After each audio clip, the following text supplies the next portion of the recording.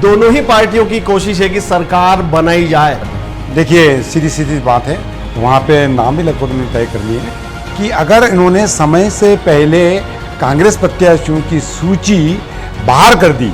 कमलेश्वर पटेल आए थे, सज्जन सिंह वर्मा आए, तो उन्होंने इतने कॉन्फिडेंट तरीके से कहा था ज्योतिरादित्य सिंधिया का बीजेपी में शामिल होना, कांग्रेस की सरकार गिरना, इसका सत्ता में आना, ये तो 2.5-3 साल है। कमलनाथ जी का बयान सुनने में आया था जब पत्रकारों ने उनकी गाड़ी को रोका और उनसे पूछा, जिनको लाभ मिला वो मिलते चले गए। अभी आपने देखा परिवारवाद को लेकर फेसबुक पे आप अगर देख लें, इंस्टाग्राम पे देख लें, एक नई बहस शुरू हो गई है। बीजेपी जन आशीर्वाद यात्रा लेकर के निकली है, मरता क्या ना करता, सर्वे 3-3 आ गए, अभी मामूली बड़ा कांग्रेस में है, अभी भी 116 से 119 के बीच में बताया जा रहा है, 115, 119। कांग्रेस डिफेंसिव मोड में आ गई है, कुल मिला के कांग्रेस डिफेंसिव मोड में आई है इस चक्कर में, ये डर है उसमें, अब करेगी नहीं करेगी अलग। दूसरी बात यह है कि ये वो मंदसौर जिला है जहां पे बीजेपी लगभग अजेय रही।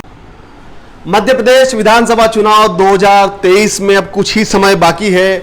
दोनों ही पार्टियों की कोशिश है कि सरकार बनाई जाए। बीजेपी अपने प्रत्याशियों का ऐलान कर चुकी है, अगली लिस्ट भी आने वाली है। कांग्रेस भी अपने प्रत्याशियों का ऐलान करने की बात कर रही है, लेकिन समय दर समय बढ़ता जा रहा है। वरिष्ठ पत्रकार राणा जी हमारे साथ मौजूद हैं।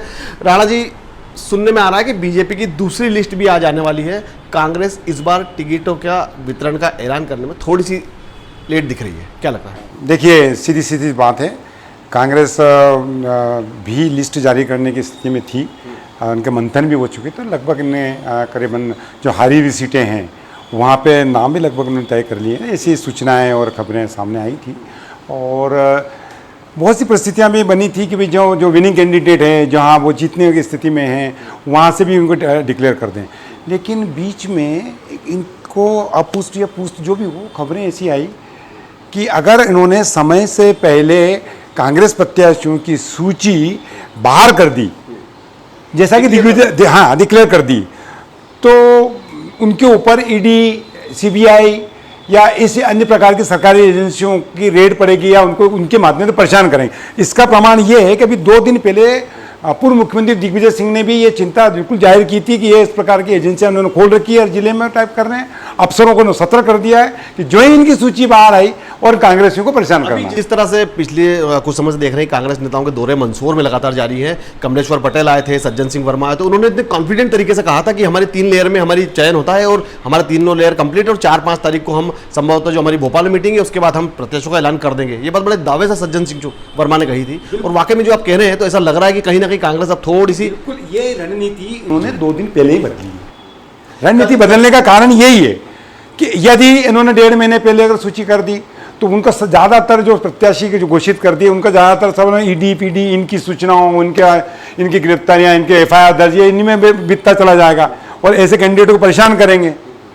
ये ऐसा कांग्रेस की सोच है, जैसे दिग्विजय सिंह जी ने बोला भी है। कल ही कमलनाथ जी का बयान सुनने में आया था जब पत्रकारों ने उनकी गाड़ी में रोका और उनसे पूछा कि कांग्रेस की पहली लिस्ट कब आएगी, तो उन्होंने एक रूखे अंदाज से कहा था कि जल्दी आ जाएगी, हमें लगेगा तब हम उसको कर देंगे। यानी कि जो कॉन्फिडेंस पहले दिख रहा था, जैसा कि कर्नाटक में कांग्रेस ने पहले उम्मीदवार ऐलान कर दिया तो कमलेश्वर पटेल ने कहा था कि उन्होंने तो बीजेपी ने हमारी नकल की है।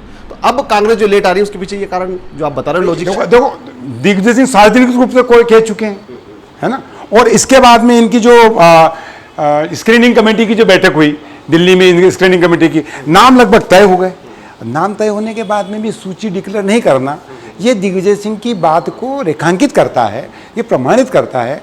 और इनका मानना है कि हमारे जो पूर्व की जो घटनाएं हुई, उस घटनाओं के मान से भी इनको लग रहा है कि कहीं हमारे प्रत्याशियों को अगर परेशान किया तो हम, ऐसा नहीं है कि वो ज़्यादातर समय इन एजेंसियों के से सामना करने में बीत जाए और वो जनता तक पहुंच ही नहीं पाए, और फिर प्रत्याशी की जो है वो कहीं ना कहीं उसकी सीआर भी खराब होने की संभावना रहती है अगर ऐसा होता है तो। ये एक बड़ा कारण मेरी समझ में है कि एक महत्वपूर्ण चीज है तो बात कांग्रेस की हो गई कि जो है सीट डिक्लेरेशन नहीं हुआ जो कि होना था। बीजेपी जन आशीर्वाद यात्रा लेकर के निकली है। मंदसौर जिले की बात करें तो कुछ दिन पहले ही मंदसौर से भी यात्रा निकली है। इस यात्रा को आप किस तरह से देखते हैं, क्योंकि हर बार शिवराज सिंह चौहान आते थे यात्रा लेके, इस बार जो है वो दूसरे नेता के साथ यात्रा आई है। देखिए बीजेपी की जहाँ तक मेरी जानकारी में बीजेपी के जितने क्षत्रप हैं, उन क्षत्रपों को एक ही शिकायत थी कि हमेशा स्टार बनता है, मुख्यमंत्री शिवराज सिंह को आगे कर देते हैं, जन आशीर्वाद यात्रा निकालते हैं, सारा श्रेय शिवराज सिंह ले जाते हैं, जबकि पीछे की मेहनत सब हमारी रहती है। हम भी बीजेपी में उतने ही काम करते हैं जितने शिवराज काम करते हैं, लेकिन स्टार वो बन जाते हैं, जन आशीर्वाद यात्रा का नेतृत्व वो करते हैं तो सारा श्रेय उनको जाता है।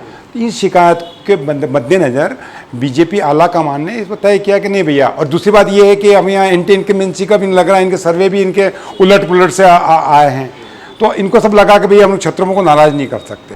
मतलब कुल मिला के जन आशीर्वाद यात्रा के सहारे ये भी तय कर लिया जाए कि खिचड़ी पकी है कि नहीं। मतलब कुल मिला के जमीन पे क्या स्थिति बीजेपी की है वो भी कहीं ना कहीं नेताओं को समझ में आ रही है ऊपर कि जन आशीर्वाद यात्रा के जो जैसे कई जगह हमने देखा भीड़ नहीं हुआ। बात इसकी नहीं है, बात एक चूंकि सत्ता में आना, ये जो 3 साल है, ये जो ज्योतिरादित्य सिंधिया का बीजेपी में शामिल होना, कांग्रेस की सरकार गिरना, इसका सत्ता में आना, ये जो 2.5-3 साल है, ये 2.5-3 सालों में इसकी छवि जो होना चाहिए वो छवि भाजपा की बन नहीं पा रही है। भाजपा सरकार की उतनी छवि है नहीं। यही वजह है कि इनके सर्वे में बार बार ये आ रहा है कि कांग्रेस स्पष्ट बहुमत आ रहा है। इसी वजह से उन्होंने तगड़ा काम किया। इसकी वजह से उन्होंने जो नाराज चल रहे थे, जो विस्मृत कर दिए गए थे वरिष्ठ नेता, उनका भी उपयोग कर रहे हैं। एक छोटा सा उदाहरण अगर अपन दें, अगर मंदसौर से बात कर रहे हैं तो जैसे कैलाश चावला को 4 विधानसभा का प्रत्येक प्रभारी बना दिया, उनका चुनाव अनुभव। बात उस चीज़ की नहीं है, बात ये संदेश देने की है कि हम हमारे बड़े नेताओं का भी वही आदर दे रहे हैं, वही सम्मान दे रहे हैं, वही पोस्टिंग कर रहे हैं, उनको भी सहेज के रखना है, नए कार्यकर्ताओं को भी जोड़ना है। तो ये बीजेपी में इस बार ये बात कहें, हम 2018 का चुनाव भी देखा, 2013 का चुनाव भी देखा, 2008 का भी देखा था।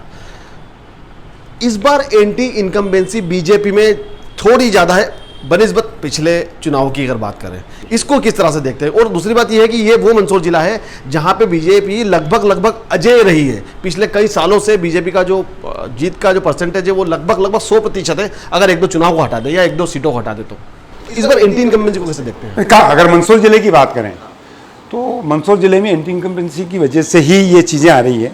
वो बहुत बड़ा परिवर्तन, मैं ये कहना चाहिए कि मंदसौर संसदीय क्षेत्र में बड़ा परिवर्तन कर रही है।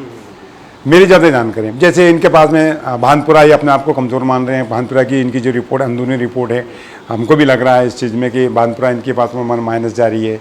यहाँ भी आपने देखा हरदीप सिंह डंग के सामने भी एक नई बीजेपी, जो हरदीप सिंह डंग कांग्रेस से बीजेपी में आए हैं, तो जो असली बीजेपी के या जो बरसों पुराने बीजेपी जैसे जस्ट लाइक दिस जो भी हों, तो ये पुराने नेता हैं वो हरदीप सिंह की कार्यप्रणाली से खुश नहीं है।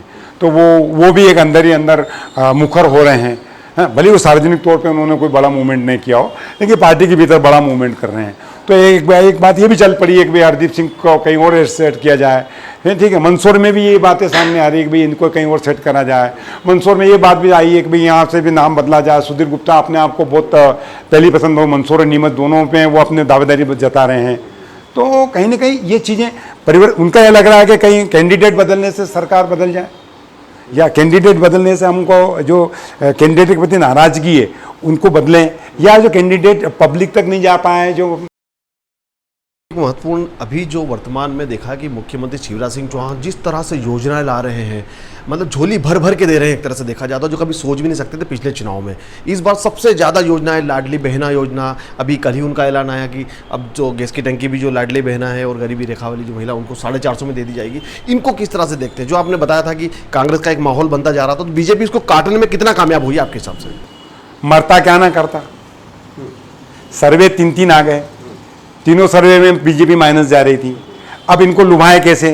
तो 2 तरह से आपने देखा होगा, अभी आपने देखा होगा कि मुख्यमंत्री शिवराज सिंह को वीडी शर्मा जी जो प्रदेश अध्यक्ष हैं, उन्होंने एक पार्टी के अंदर दरकिनार कर दिया और सारी कमान चुनाव की उन्होंने भूपेंद्र सिंह और रेल मंत्री वैष्णव जी को कर दी। इसके पीछे लॉजिक, ये सारी रणनीति जो तय की जाती है वो अमित शाह 1 महीने में 4 बार आ गए मध्य प्रदेश में, और अभी आने की गुंजाइश बाकी रहे। मुख्यमंत्री, प्रधानमंत्री 2 बार, ये आज प्रधानमंत्री फिर आ गए। तो प्रधानमंत्री को सीधे दखल देना पड़ रहा है, केंद्रीय मंत्रियों को सीधा आना पड़ रहा है, और घोषणा नहीं करे तो क्या करे? लुभाने के लिए लाडली लक्ष्मी योजना लाए, उन्होंने अतिथि विद्वानों को 18,000 कर दिए, उन्होंने आशा उषा कार्यकर्ताओं को बेनिफिट दे दिया। जो भी सरकार थोड़ा भी आंदोलन करो उसको दे दो, घोषणाएं कर दो, कुछ को क्रियान्वित भी कर दो। तो ये कई कार्यक्रमों के देखा जाए तो लाखों करोड़ों रुपए के कामों के शिलान्यास भी हो रहे हैं, और सही ऐसी योजना रही। ऐसा लगता है हर दिन कोई शिवराज सिंह चौहान आज कुछ ऐसी घोषणा कर देंगे कि फिर किसी न किसी वर्ग को विशेष रूप से वो फायदा पहुंचाने की बात कर देंगे, और इसको लेकर के भी इन सब चीज़ों से प्रमाणित नहीं होता कि बीजेपी के प्रति आम मतदाता तो ठीक, भाजपा के कार्यकर्ताओं को भी आप बड़ी मात्रा में ये कहते सुनते मिल जाएंगे कि अब हमारी सरकार नहीं आ रही।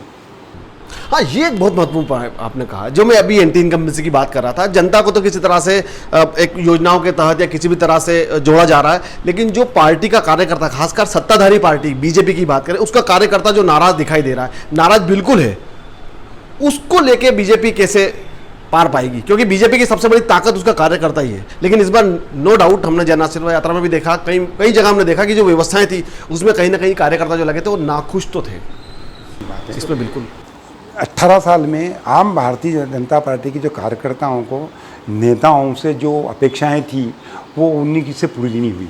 सरकार से जो अपेक्षाएं पाल रखी थी आम भाजपा कार्यकर्ताओं ने, वो उनकी पूरी नहीं हुई।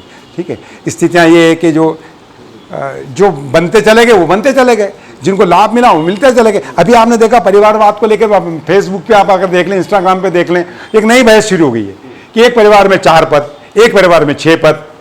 मतलब जो विधायक हैं या जो सांसद हैं या जो नेता जो पदाधिकारी हैं उन्हीं के परिवार का एक कोई कौन से पद पे पता, कोई कौन से, एक ही परिवार को। तो ये भाजपा कार्यकर्ता बोल रहे हैं कि हमने दरी उठाई, हमने इतना टर्म मेहनत करी, हम सरकार लाने में दिन रात मेहनत करते हैं, और पद की बात आती है, कोई लाभ की बात आती है तो ये नेता लोग मजे कर लेते हैं। तो ये भी एक बड़ा कारण रहा है। दूसरा, स्थितियाँ इतनी विकट होती चली कि खासतौर पर ये जो 22 लोग आए कांग्रेस से बीजेपी में ना, अब इनको लेके वो 22 सीटें चली गई ना, इनकी 22 उम्मीदवार नहीं है। अब ग्वालियर में क्या होगा, कुछ मंत्री भी है ना, बिल्कुल। ग्वालियर, खासतौर ग्वालियर संभाग में बहुत स्थिति खराब है, विंध्य कौशल में स्थिति इनकी खराब है। मालवा थोड़ा ठीक ठाक लग रहा है, ठीक है, लेकिन मालवा में भी स्थितियाँ वो पहले जैसी नहीं रही है। अब तो ये सीटें बदलने की बात कर रहे हैं, नीमच की सीट बदलने की बात कर रहे हैं, मनासा की सीट बदलने की बात कर रहे हैं, बांसवाड़ा की सीट बदलने की बात कर रहे हैं, यहाँ हरदीप को भी कहीं और एडजस्ट करने की बात कर रहे हैं, यहाँ इधर से अगर यहाँ मंदसौर में भी फिर दावेदारी बहुत सारे लोगों की हो रही है।